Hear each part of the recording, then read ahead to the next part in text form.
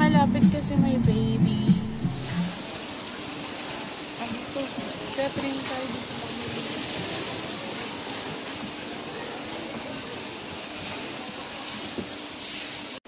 Hello, Kenzo. Hello. Hi.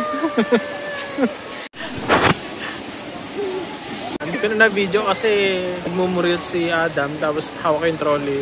Bit-bit niya sa salitan lang kami kay Adam kaya hindi ko ma-video lahat ng nakuha namin. Pero ngayon, hi, hello Kenzo. Say hello to them. Hi. Hi. Magbabayad na kami. Oh, hello again. May nakikipaglaro sa akin eh. Ayun o. Kenzo. Hi.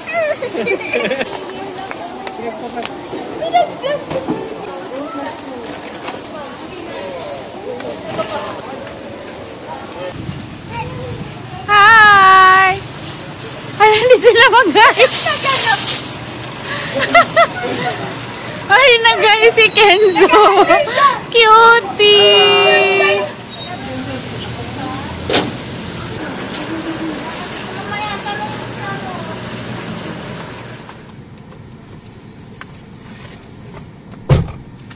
So guys, nagkahiyaan na naman daw sa shawarma. So hindi ko alam kung saan yun kaya susundan na lang natin sila. Tayo hindi ko kasi kabisado dito. So let's go. Ano ka? Naka-wide angle ka. Thank you sir.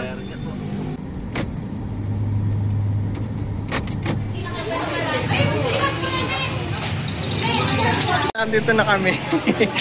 Say hello. Hi. So, nakapila na tayo, mag-order na tayo guys na shawarma natin. Recommended kasi ito nila Jane. Hindi pa namin natitikman pero ngayon matitikman na natin. Ang init ngayon. Isa pong beef shawarma with cheese po. Ano pong bestseller sa beef rice?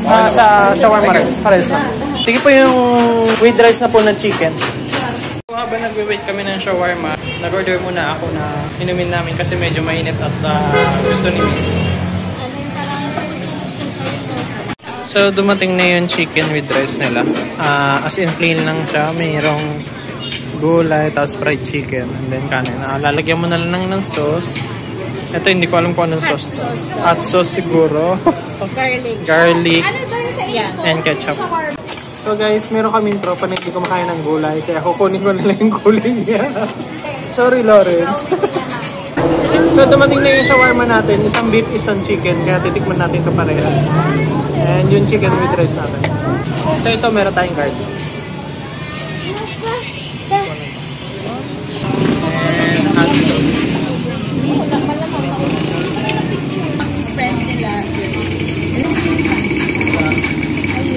Cheers!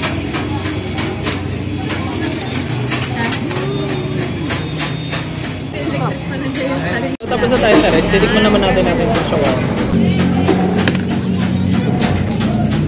Ang daming palaman ng shawarma rice. Shawarma nila. Nainggit mo si Alaysa. Gusto din ito na shawarma. Hindi mo na alam yung kasi parang magtatalawang ka ng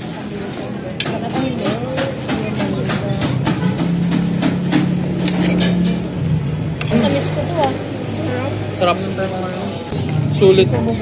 Sulit itong wrap nila. Ang daming palaman as in. Busog. Hindi tinipid.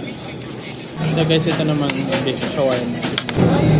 Guys, ang dami ding palaman. So ito na yung beef. Lagyan natin na sauce. Wala na. Hingi tayo ng sauce ba?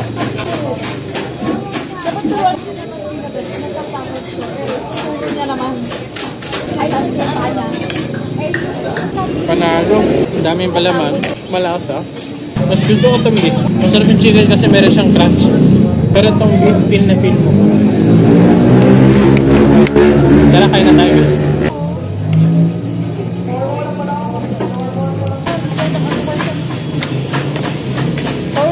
Baka may pancake.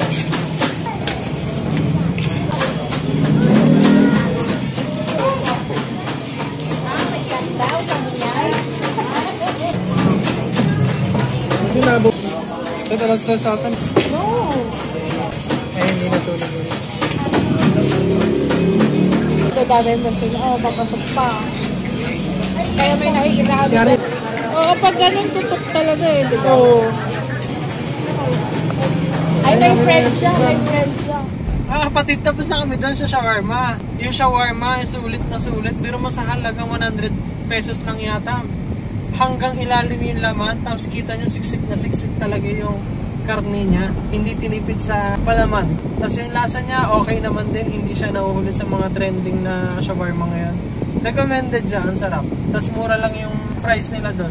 Abot kaya. Pangmasa talaga, kaya kahit mainit, ang daming tao.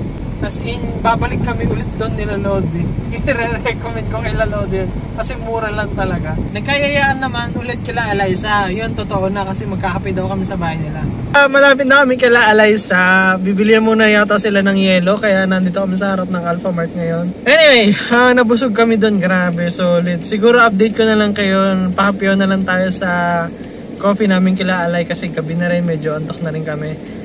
Salamat sa pagsama ulit sa amin ngayong gabi.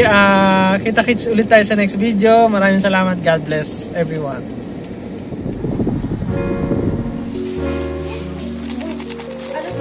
Bakit ako kasi hindi na siya magpapalit pala niya. Hindi ako siya.